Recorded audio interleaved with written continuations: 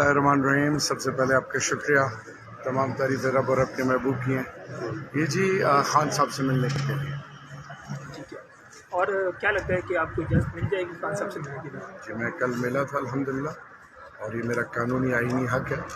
उनका एक team player हूँ, उनका एक सिपाही हूँ, तो इंशाअल्लाह मुख्तलिफ़ अमूर के हवाले से उनसे मुलाकात मेरा कानूनी और आईनी हक़ है, और उसको मैं through proper legal procedure utilize कर रहा हूँ इंशाअल्लाह। अच्छा शहनाज साहब, कल जी मेरी मुलाकात हुई है। हम कोई 6 लोग थे और 2 पुलिस के अमला पता नहीं यूनिफॉर्म में थे।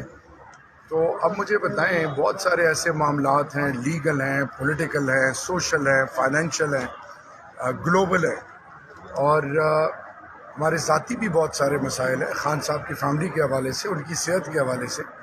तो ये हमारा आईनी कानूनी हक़ है और इंशाअल्लाह उम्मीद है इस पर अमल दरामद होगा।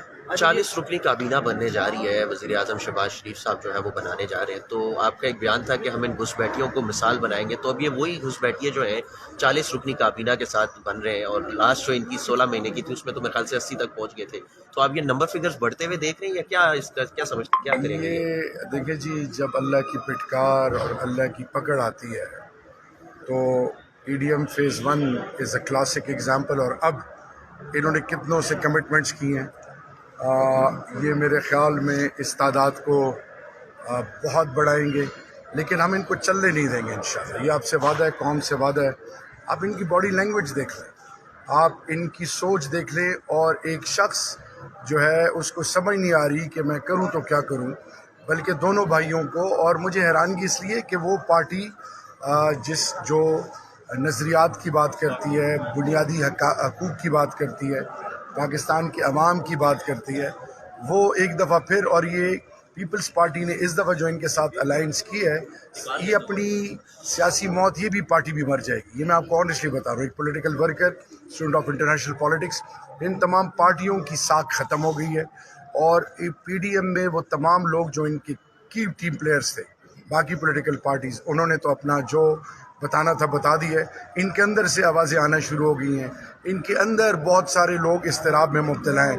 तो ये जो है, ये अल्लाह ना करे, लेकिन इनको गैंग्रीन लग चुका है, और ये गरीब कटेंगे सारे इंशाअल्लाह। हाँ सर, ये बताइए कि के बाद 1 साल बाद तकरीबन कायद से मिलने गया था, तो मेरी ख्वाहिश थी कि मैं उनको गले लगाऊं, उनका माथा चूमूं, उनका हाथ चूमूं, लेकिन बदकिस्मती से मैं उनके नज़दीक भी नहीं जा सका।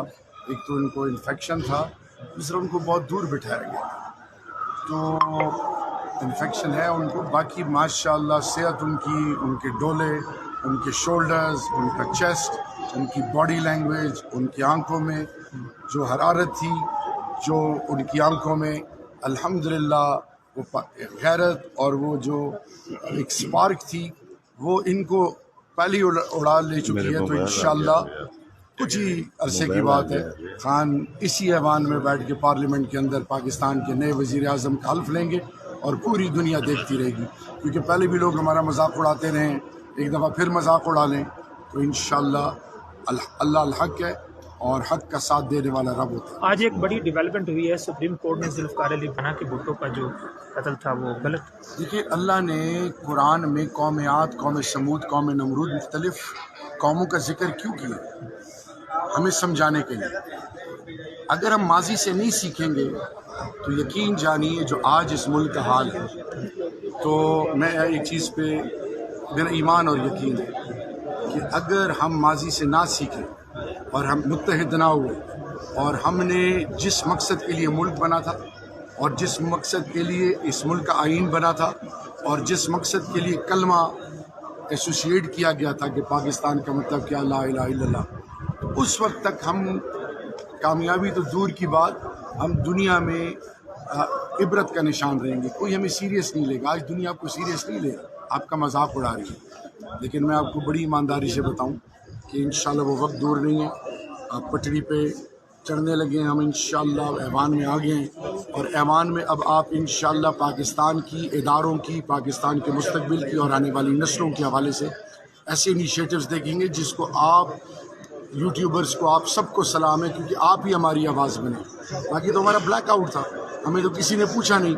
یعنی میں 9 تاریخ دوپہر 3 بجے تک میری کوئی بات نہیں سن رہا تھا اور 3 بجے کے بعد سلوٹ شروع ہوئے.